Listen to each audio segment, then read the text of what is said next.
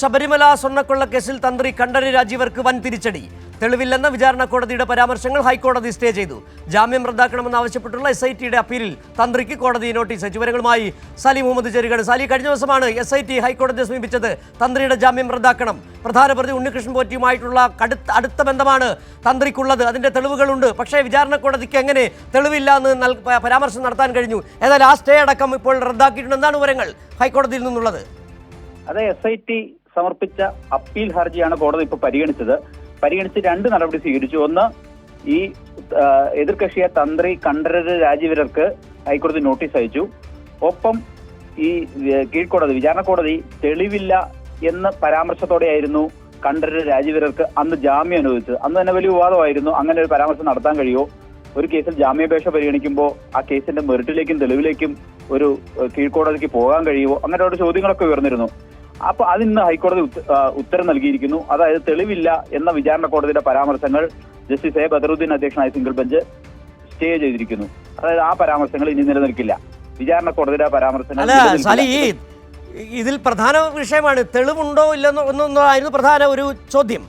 അവിടെ വിചാരണ കോടതിയുടെ ആ പരാമർശം തന്നെ തെളിവില്ല എന്ന് പറയുന്നത് റദ്ദാക്കി. ആ പരാമർശം റദ്ദാക്കി എന്ന് പറയുമ്പോൾ തെളിവുണ്ട് എന്നുള്ള സൂചന കൂടിയുണ്ട്. അതായത് ഇവിടെ SIT ഹൈക്കോടതിയിൽ പ്രധാനമായി ചൂണ്ടിക്കാട്ടിയത് ഈ ഉണ്ണികൃഷ്ണൻ പോറ്റിയും തന്ത്രിയും തമ്മിലുള്ള ബന്ധം, അതിന് നിരവധി തെളിവുകളുണ്ട്.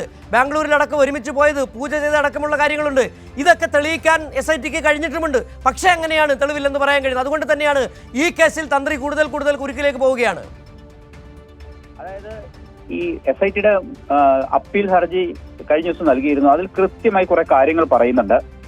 ഈ പോറ്റിയും തന്ത്രിയും തമ്മിലുള്ള അടുത്ത ബന്ധത്തിന് നിരവധി തെളിവുകൾ SIT ശേഖരിച്ചിരുന്നു. മാത്രമല്ല, ആ തെളിവുകൾ സാധൂകരിക്കാൻ ആവശ്യമായ ശബ്ദ സന്ദേശങ്ങൾ തെളിവായി ശേഖരിച്ചു. കർണാടകയിലടക്കം തന്ത്രി പൂജയ്ക്കും മറ്റുമായി പോയത് പോറ്റിയുടെ നിർദ്ദേശപ്രകാരമാണ്. പോറ്റിയാണ് അവിടെ സൗകര്യങ്ങൾ ചെയ്ത് നൽകിയത്. അതിനുള്ള തെളിവുകൾ, അതിന്റെ രേഖകൾ, അതിന്റെ സാക്ഷിമൊഴികൾ എല്ലാം ശേഖരിച്ചിരുന്നു. അതിനേക്കാൾ പ്രധാനപ്പെട്ട ദ്വാരപാലകാവളികൾ സ്വർണം പൂശിയതാണെന്ന് തന്ത്രിക്ക് അറിയാമായിരുന്നു എന്ന് SIT കണ്ടെത്തിയിട്ടുണ്ട്. എന്നാൽ ചെമ്പെന്ന് മഹസറിൽ എഴുതി. മാത്രമല്ല, 98-ൽ ആളുകൾ സ്വർണം പൂശുമ്പോൾ ഈ കണ്ഠരര് രാജീവര് തന്നെയായിരുന്നു തന്ത്രിസ്ഥാനത്തുണ്ടായിരുന്നത്. സ്വർണ്ണപ്പാളികൾ സന്നിധാനത്ത് നിന്ന് പുറത്തേക്ക് കൊണ്ടുപോകരുത് എന്നും തന്ത്രിക്കറിയാം. പക്ഷേ ഇങ്ങനെ കൊണ്ടുപോകാനുള്ള നീക്കം നടത്തിയപ്പോൾ, അങ്ങനെ ഒരു അപേക്ഷ ലഭിച്ചപ്പോൾ ആ അപേക്ഷ അംഗീകരിച്ച് നൽകുകയും ചെയ്തു, അനുമതി നൽകുകയും ചെയ്തു. ഉണ്ണികൃഷ്ണൻ പോറ്റി നൽകിയ അപേക്ഷ തന്ത്രി അനുമതി നൽകുകയാണ് ചെയ്തത്. അതിൽ ഏറ്റവും കൗതുകകരമായ കാര്യം, ഉണ്ണികൃഷ്ണൻ പോറ്റിയുടെ അപേക്ഷയും തന്ത്രിയുടെ അനുമതിയും തയ്യാറാക്കിയത് ഒരേ കമ്പ്യൂട്ടറിൽ ഒരേ വേർഡ് ഫയലിലാണ്. അത് ശബരിമല എക്സിക്യൂട്ടീവ് ഓഫീസറുടെ സിസ്റ്റത്തിലാണ് തയ്യാറാക്കിയത് എന്ന് കണ്ടെത്തിയിരുന്നു. അതടക്കം ഒട്ടേറെ തെളിവുകൾ ഈ തന്ത്രിയെയും ഇതിലെ മുഖ്യപ്രതി പോറ്റിയെയും ബന്ധിപ്പിക്കുന്ന തരത്തിൽ SIT കണ്ടെത്തിയിരുന്നു. അതെല്ലാം ഹൈക്കോടതിയെ ബോധ്യപ്പെടുത്തിയിട്ടുണ്ട്. ഹൈക്കോടതിയിൽ അപ്പീൽ ഹർജിയിൽ ഇത് വിശദമായി തന്നെ വ്യക്തമാക്കുകയും ചെയ്തിരുന്നു. സാക്ഷിമൊഴികൾ, മൊബൈൽ സന്ദേശങ്ങൾ അടക്കമുള്ള തെളിവുകൾ, മറ്റ് ശാസ്ത്രീയ തെളിവുകൾ, ഫോറൻസിക് പരിശോധനയിലെ തെളിവുകൾ എന്നതടക്കം എല്ലാം ശേഖരിച്ചിട്ടാണ് SIT ഈ തന്ത്രിയുമായി ബന്ധപ്പെട്ട കേസിൽ അപ്പീലുമായി ഹൈക്കോടതിയിലേക്ക് എത്തിയത്. ഹൈക്കോടതി അതിനകത്ത് മറ്റൊരു കാര്യം കൂടി എടുത്തു പറയേണ്ട മറ്റൊരു കാര്യം കൂടി ഉണ്ട്. അതായത് ഈ കോൺഗ്രസ്സുകാരടക്കം ചോദിച്ചതാണല്ലോ പോറ്റിയെ കയറ്റിയത് ആരാണെന്നുള്ളത്. പോറ്റിയെ കോൺഗ്രസ് നേതാക്കളുടെ സഹായത്തോടു കൂടി തന്ത്രിയാണ് കയറ്റിയെന്നുള്ളത് അന്ന് തന്നെ അന്വേഷണ സംഘം കണ്ടെത്തി അതിന്റെ തെളിവുകളടക്കം സമർപ്പിക്കുകയും ചെയ്തു. നേരത്തെ സാലി പറഞ്ഞതുപോലെ തന്നെ ഒരേ കമ്പ്യൂട്ടറിൽ നിന്നാണ് രണ്ട് കാര്യങ്ങൾ, ഈ അനുമതി അടക്കമുള്ള കാര്യങ്ങൾ, ഈ ചെമ്പാണെന്ന് എഴുതി ചേർത്ത് എല്ലാം ഒരേ കാര്യങ്ങൾ തന്നെയാണ്. വളരെ കൃത്യമായി അക്കമിട്ട് നിരത്തി SIT ഇക്കാര്യങ്ങൾ വിചാരണ കോടതി അടക്കം ബോധ്യപ്പെടുത്തിയിട്ടുണ്ട്. അവിടെ ഒരു സംശയം കൂടി ഉയരുന്നു, എങ്ങനെ വിചാരണ കോടതിക്ക് തെളിവില്ലെന്ന് പരാമർശിക്കാൻ കഴിഞ്ഞു എന്നുള്ള ചോദ്യം. ഏതായാലും അതിനെല്ലാം അടിവരയിട്ടുകൊണ്ട് ഹൈക്കോടതി ഇപ്പോൾ വളരെ കൃത്യമായി തന്നെ ആ പരാമർശം റദ്ദ് ചെയ്തിട്ടുണ്ട്. നോട്ടീസ് തന്ത്രിക്ക് അയക്കുകയും ചെയ്തിട്ടുണ്ട്. അതായത് ഇനി അടുത്ത നടപടി ഈ തന്ത്രിയുടെ അഭിഭാഷകൻ ഈ കേസിൽ വാദം നടത്തണം. ഇതുമായി ബന്ധപ്പെട്ട് ഹൈക്കോടതിയിൽ SIT നൽകിയിരിക്കുന്ന അപ്പീലിന് കൗണ്ടർ അഫിഡവിറ്റ് ഫയൽ ചെയ്യണം. അതെല്ലാം പരിശോധിച്ചിട്ടായിരിക്കും തുടർ നടപടികളിലേക്ക് പോവുക. പക്ഷെ ഇപ്പോഴത്തെ സാഹചര്യത്തിൽ പ്രധാനപ്പെട്ട രണ്ട് നടപടികൾ സിംഗിൾ ബെഞ്ച് സ്വീകരിച്ചിട്ടുണ്ട്. ഒന്ന്, തെളിവില്ലെന്ന വിചാരണ കോടതിയുടെ പരാമർശങ്ങൾ അപ്പാടെ സ്റ്റേ ചെയ്തു. മറ്റൊന്ന്, ഈ ജാമ്യം റദ്ദാക്കണമെന്ന് ആവശ്യപ്പെട്ടുള്ള SIT അപ്പീലിൽ എതിർകക്ഷിയായ തന്ത്രിക്ക് നോട്ടീസ് അയക്കുകയും ചെയ്തിട്ടുണ്ട്.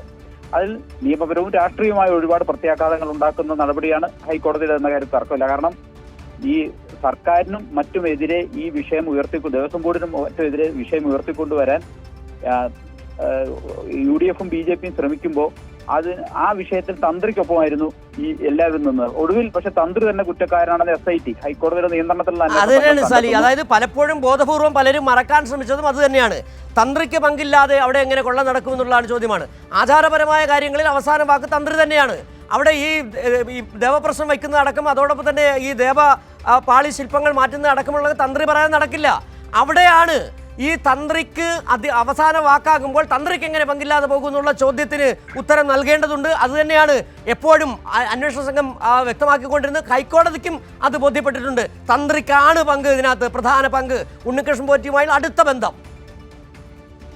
അത് തെളിയിക്കാൻ ആവശ്യമായ മുഴുവൻ തെളിവുകളും, സാക്ഷിമൊഴികൾ, ശാസ്ത്രീയ തെളിവുകൾ, ഫോൺ സന്ദേശങ്ങൾ, ഇരുവരും തമ്മിലയച്ച വാട്സാപ്പ് സന്ദേശങ്ങൾ എല്ലാം തെളിവുകളായി ഹൈക്കോടതിയുടെ മുമ്പിൽ എത്തിയിട്ടുണ്ട് എന്നുള്ളതാണ് ഇന്നത്തെ ദിവസത്തിന്റെ ഏറ്റവും പ്രധാനപ്പെട്ട കാര്യം.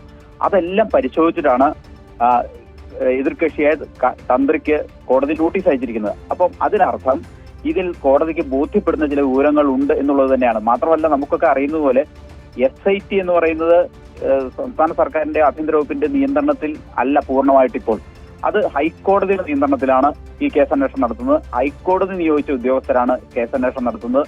അങ്ങനെ ഒരു കേസിലാണ് വളരെ നിർണായകമായ വിവരങ്ങൾ SIT കഴിഞ്ഞ ദിവസം ഹൈക്കോടതി മുമ്പാകെ അവതരിപ്പിച്ചത്. അതാണ് ഇന്ന് പരിശോധിച്ചൊരു തീർപ്പിലേക്ക് എത്തിയിരിക്കുന്നത് എന്നുള്ളതാണ്.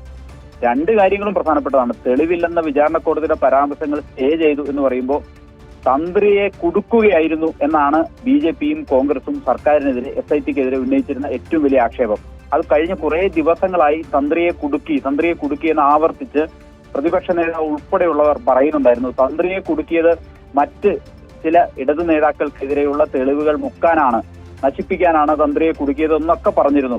അതിനൊക്കെയുള്ള മറുപടി ഇപ്പോൾ ഹൈക്കോടതി നൽകിയിട്ടുണ്ട്. അതായത് തന്ത്രിക്കെതിരെ തെളിവില്ല എന്ന പരാമർശം സ്റ്റേ ചെയ്തു എന്ന് പറഞ്ഞാൽ തെളിവില്ലെന്ന വാദം നിലനിൽക്കില്ല, തന്ത്രിക്ക് ഈ കുറ്റകൃത്യത്തിൽ പങ്കില്ല എന്ന് ഒരു ഘട്ടത്തിലും പറയാൻ കഴിയില്ല. എന്നാൽ SIT പറയുന്നത് തന്ത്രിക്ക് പങ്കുണ്ട് എന്നുള്ളതാണ്. അതാണ് ഇന്ന് കോടതി മുഖവിലേക്ക് എടുത്തിരിക്കുന്നത് എന്നുള്ളതാണ് ഏറ്റവും പ്രധാനപ്പെട്ട കാര്യം.